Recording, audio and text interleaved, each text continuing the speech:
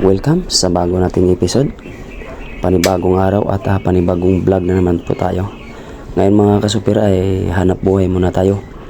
Dahil tumawag yung kapatid ko na nakakulong sila ng MAMSA or GT. At ito, dinala namin yung malaking bangka na may karga na lambat na lubid. At tapos yung isa naman ay susunod lang sila Kuya GC. Kasi nylon lang yung nagamit na lambat ng kapatid ko. Ngunit sure naman yung isda ay doon sa loob. Kaya pupunta kami doon para palitan natin yung lambat na nakakulong. Baka kasi bumangga yung isda at mawasak niya. Sayang naman yung isda. Kaya sa ating mga silent viewers, sa ating mga subscribers, maraming salamat sa patuloy niyong suporta. At kung bago pa lang kayo sa aking channel ay huwag niyong kalimutan mag-subscribe. Pindutin niyo po yung notification bell para lagi po kayong updated sa video kong ina-upload. At yun, pinapaandar natin yung makina. Bali 5 kami mga kasuper. Ako, si Kuya Nano, si Ninya at saka si Ronon at si Bunso. Yung si Ronon, siya po ang nakakulong. Sinundo niya kami para dali namin yung lambat doon. At yun, at pinapandaran natin yung makina. Tapos yung bangka na yun na maliit ay si Isbiloy dyan. Mauna siya kasi kailangan ng tao doon para magbantay ng isda. Kaya update tayo mga kasuper pagdating natin doon. Sana pagpalain tayo ngayong araw na mahuli natin yung MAMSA. Let's go!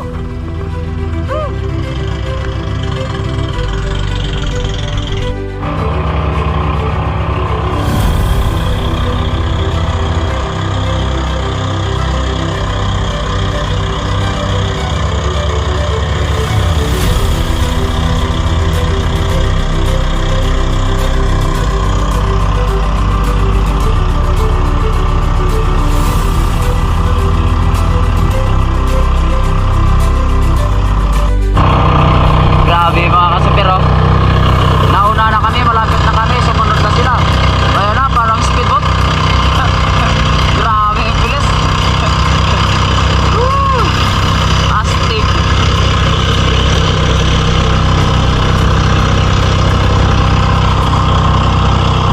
Malapit na tayo sa spot. Ayan, oh, yung maraming bangka na yan. Bali, 3 na ang bangka nakatambay doon kasi binabantayan nila yung isda.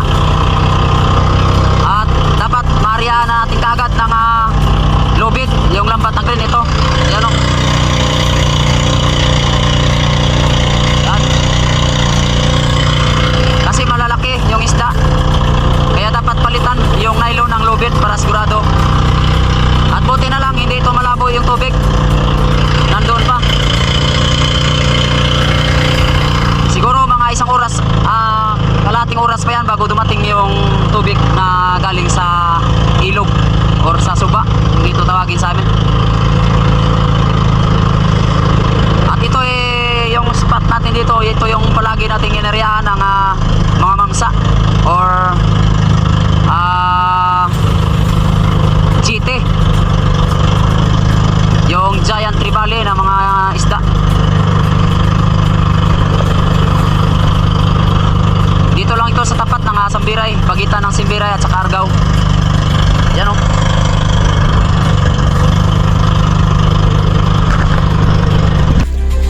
At ito mga kasupir, at pagdating namin ay agad namin na hinulugan ng lambat. Pinalitan namin yung lambat na nylon. Kasi pagdating sa ilalim kasi mga kasupir ay medyo malabo. Okay lang sa itaas, halos hindi natin makita yung isda. Kaya kailangan natin pag napalitan natin ng lubid yung nylon na lambat ay kailangan nakadikit siya para hindi dumaan yung mga isdang MAMSA. At saka mayroong tao na nagtutulak ng lambat na yan para madaling lumubog at lumapat doon sa ilalim. Kasi hindi nga natin makita yung isda, baka dumaan.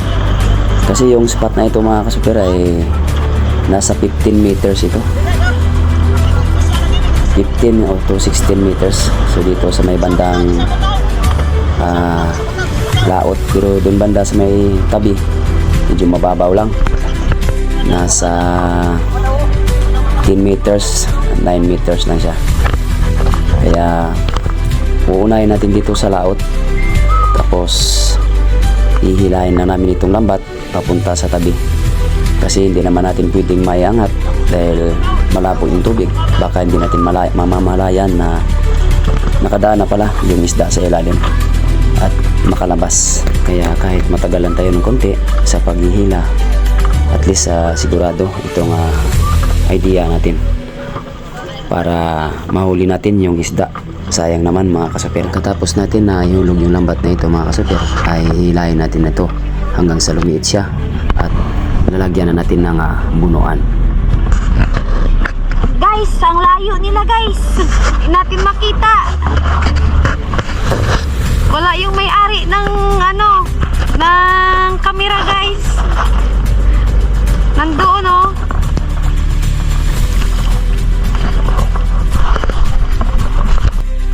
At yun, at pagkalipas ng ilang oras mga kasuper na hinihila natin yung lambat para lumiit.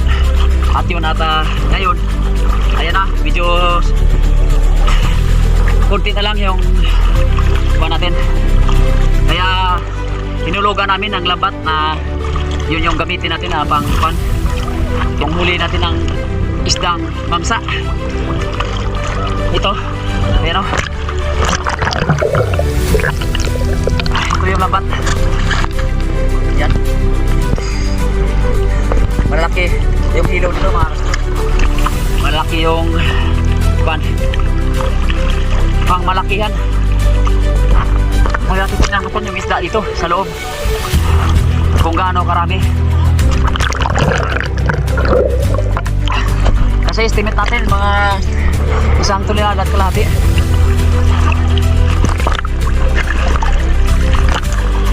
Kaya na at pinapapasok natin yung isda sa loob.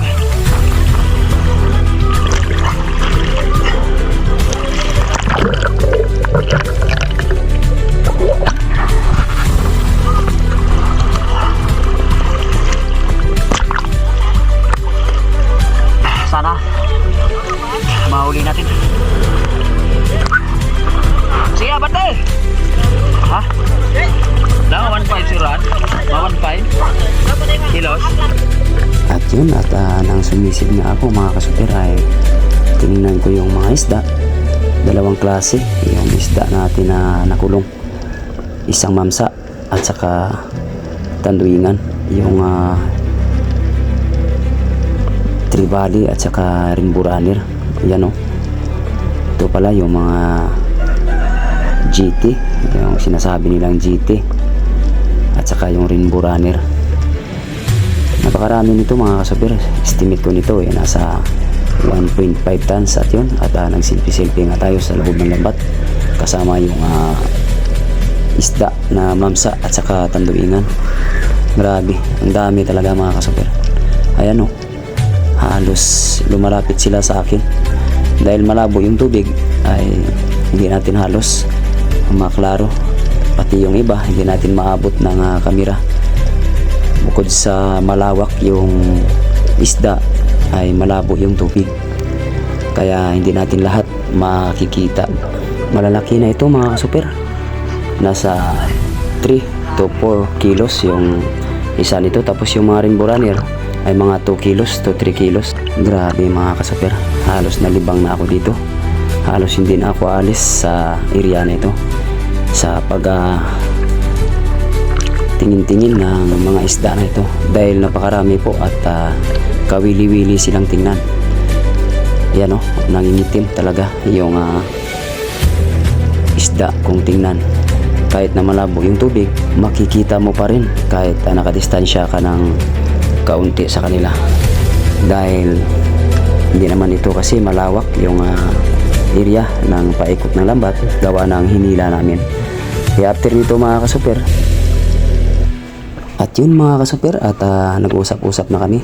Pinagplanuhan namin kung paano namin ito iangat, kasi Hindi ito yung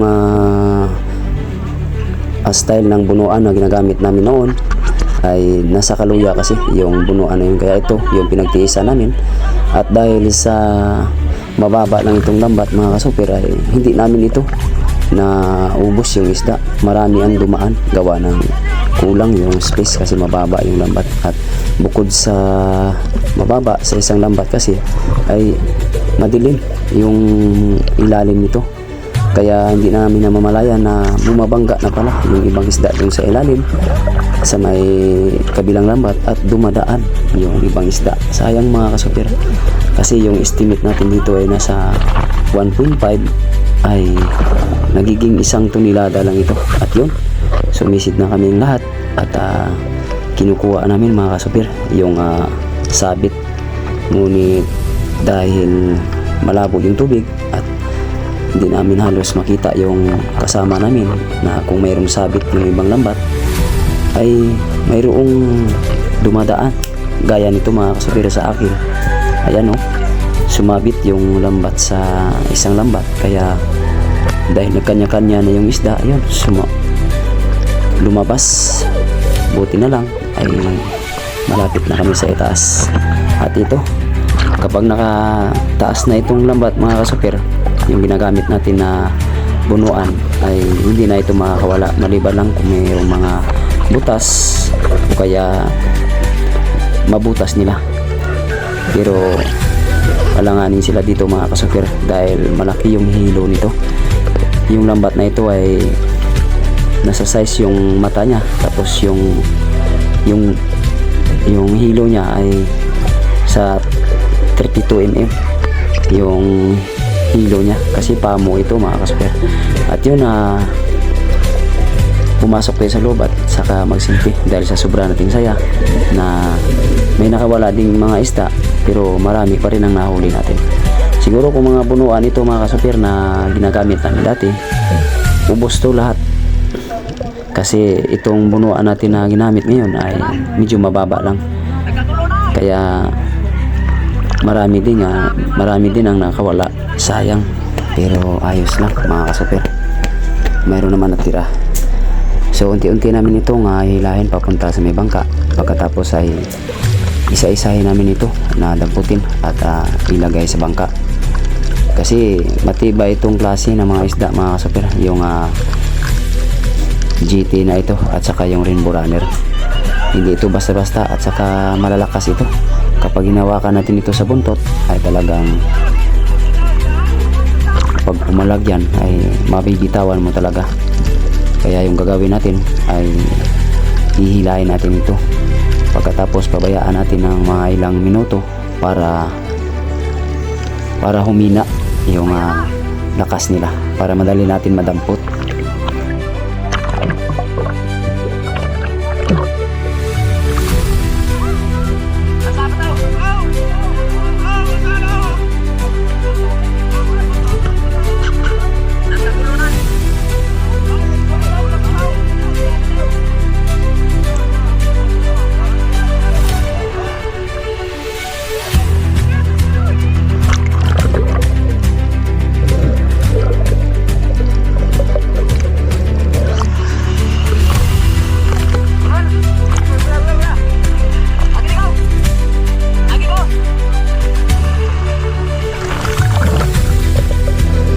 Yun mga kasupir, at lumabas tayo para i-check natin yun kung mayroong mga butas at baka may mga kawala, ay sayang naman.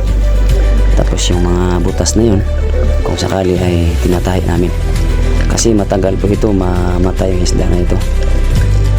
Kaya paunti-unti lang namin na hinihila doon papunta sa bangka, kasi habang lumalangoy ito, hindi ito nababawasan yung lakas nila. Kaya dapat sumikip sila sa lambat na hindi halos makalangoy para humina, at saka madali natin madampot at mailagay sa bangka, kasi wala kaming sikpaw, kaya mahirap ito dahil malalaki ito, napakalakas. pag hinawakan mo ito yung buntot niya, talagang papalag at hindi mo ito maiangat.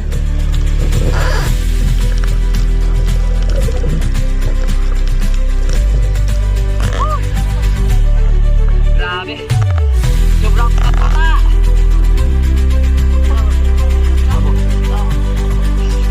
Tingin ko mga ibang nagkilis mo.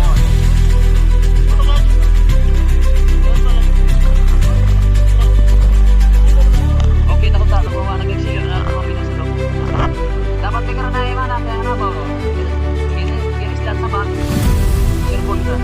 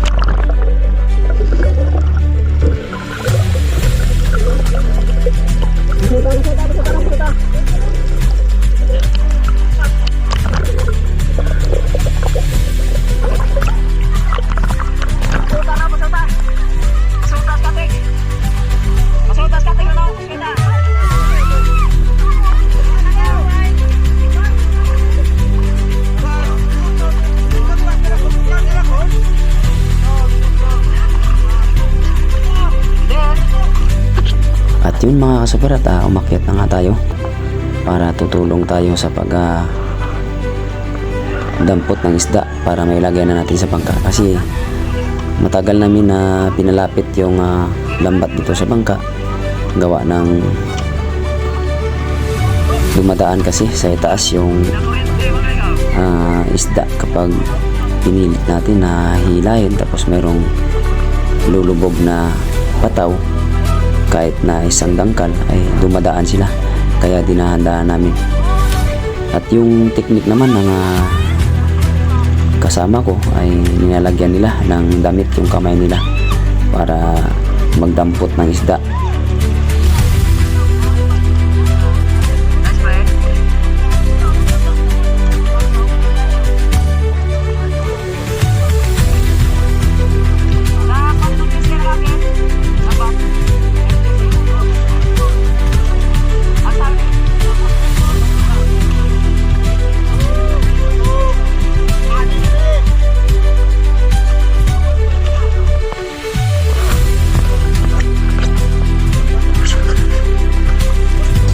Yun, at hindi na nga ako makapagtiis, ay tumulong na rin ako, ngunit talagang napakalakas ng isda na ito mga kasuper, kaya ilang bisis ako dumampot ay wala talaga akong nakuha.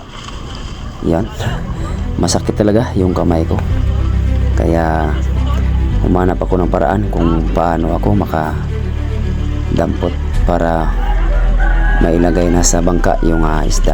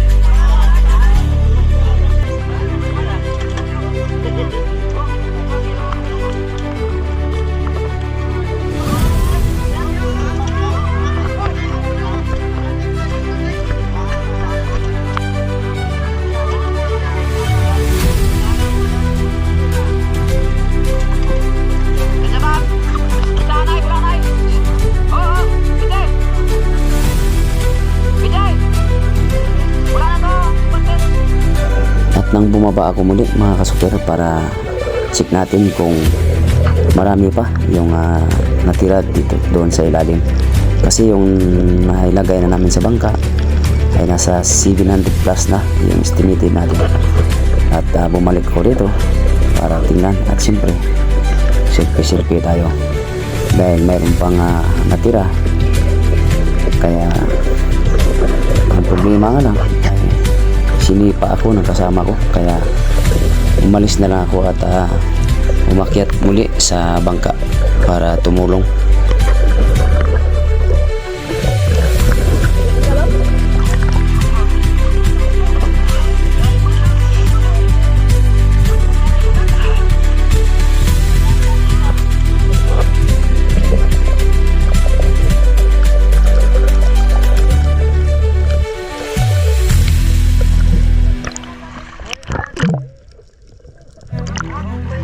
Babo na.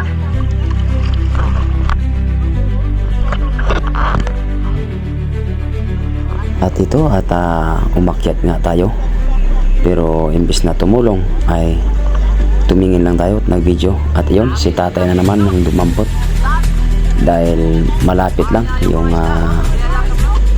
lambat at saka wala na halos malanguyan yung isda dahil hindi na namin pa itaas. Kaya yun, mabilis niyang dinampot. Grabe mga kasuper, yung kamay niya parang walang kupas. Kahit na 66 years old na yan ay mayroon pa rin lakas at bilis mga kasuper. Dito namin kasi natutunan yung mga idea kung paano kami magkulong ng isda o maghuli. Kaya ang lahat ng iyon ay sa kanya po namin minana. Kaya hanggang ngayon ay dala-dala namin ang idea na ito dahil napakabisa talaga ng paraan sa pangingisda yung gaya nitong idea mga kasuper. Kaya kapag nakakulong kami ng ganitong isda mga kasuper, basta kaya lang namin sisirin, ay talagang mahuhuli talaga, makukuha. Kasi yung kalaban na kasi namin dito is yung agos, lalo na kung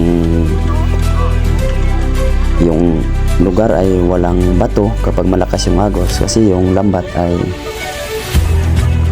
naanod, kaya nagkaroon minsan ng nagigipit yung isda, ay napipilitan na lang na bumangga tapos ay dadaan sa ilalim kasi kaya nilang angatin yung lambat.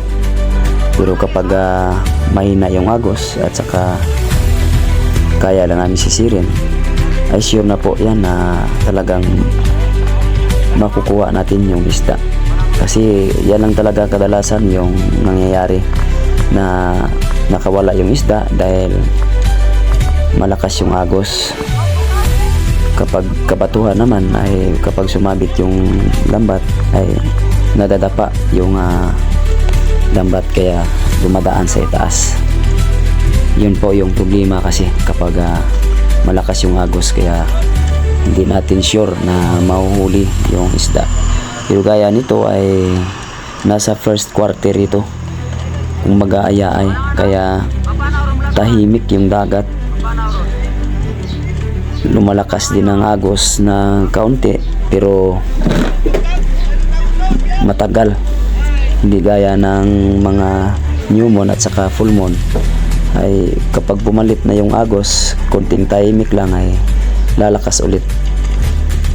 Magkaiba sila sa mga first quarter at saka second quarter kasi may mga time na 2 hours, 3 hours na tahimik yung dagat. Kaya bago lumakas yung agos ay tapos na yung trabaho at secured na yung isda. Tapos nakaakyat na sa bangka. Kaya wala na tayong takot kapag inabutan ng agos. At yun, natatuloy pa rin yung pagkarga ng isda sa bangka mga kasuper. Malapit na itong mapuno. Grabe, malalaki talaga. Dito lang kasi kami natatagalan mga kasuper kasi kapag buhay tapos wala tayong sikpaw ay napakahirap talaga. Magdampot-dampot lang ng paisa-isa. Okay lang sana kung kaya namin itong angatin, kaso mabigat at baka yung lambat naman yung masira tapos yung isda makawala. Kaya paunti-unti lang hanggang sa matapos kahit matagalan, at least ay sigurado. Matalim kasi yung mga buntot nito ng GT mga kasupir. Okay lang sana kung mga rainbow runner lahat o yung kanduingan kung tawagin dito sa amin ay walang takot na hawakan yung kanyang buntot, hindi ka masusugatan. Hindi gaya nitong mamsa ay mayroon itong matulis na parte na sa kanyang buntot, kaya kapag hinawakan mo na wala kang gloves ay talagang masusugatan ka. Pero yung style naman ni tatay ay sa katawan siya humahawak, tapos pagkahawak biglang tapon. Grabe naman talaga yung idea niya ng mga kasupir. Iba talaga kapag maraming experience o tinatawag natin na veterano. Kung sa basketball ay veterans move. Grabe. At yun, at dahil kaunti na lang yung natira mga kasupir ay nag-decide po sila na hilahin na lang or angatin para isahan lang, kasi hindi na daw mabigat, kaya kinarga na nila. Ayun, at tapos na tayo mga kasupir sa ilang minuto or mga higit isang oras siguro na damputan ng isda ito mga kasupir. At natapos na rin, kaya uuwi na tayo at update na lang tayo mga kasupir doon sa tabi kung ilang kilo yung maitimbang natin. Maraming salamat sa blessing na binigay ng Panginoon sa atin ngayong araw. At yun, at update tayo mamaya pag dating natin sa tabi mga kasupir. Baka mga pinakamababa nito, mga 1.2 lagay natin mga 500 yan dyan. Tapos ito lagay natin mga 700 plus.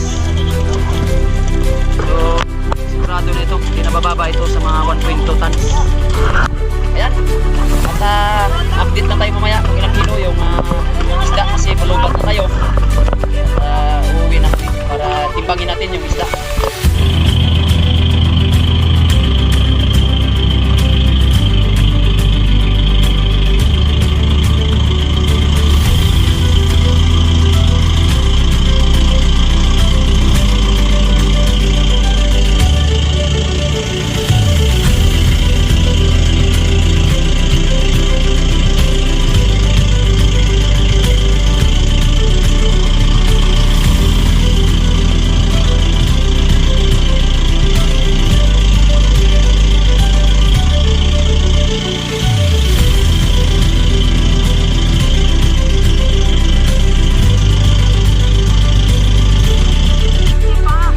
Yun, at dito na tayo sa tabi mga kasupir, at hinahakot na yung isda papunta doon sa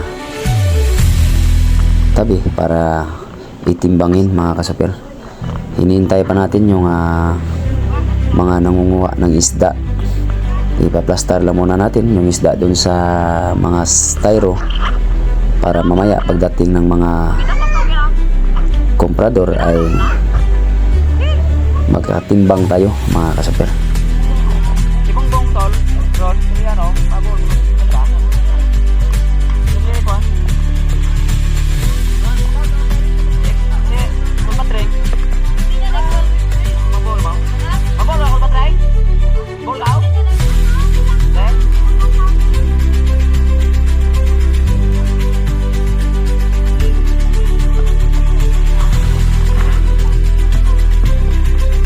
Oh, sige ron ako.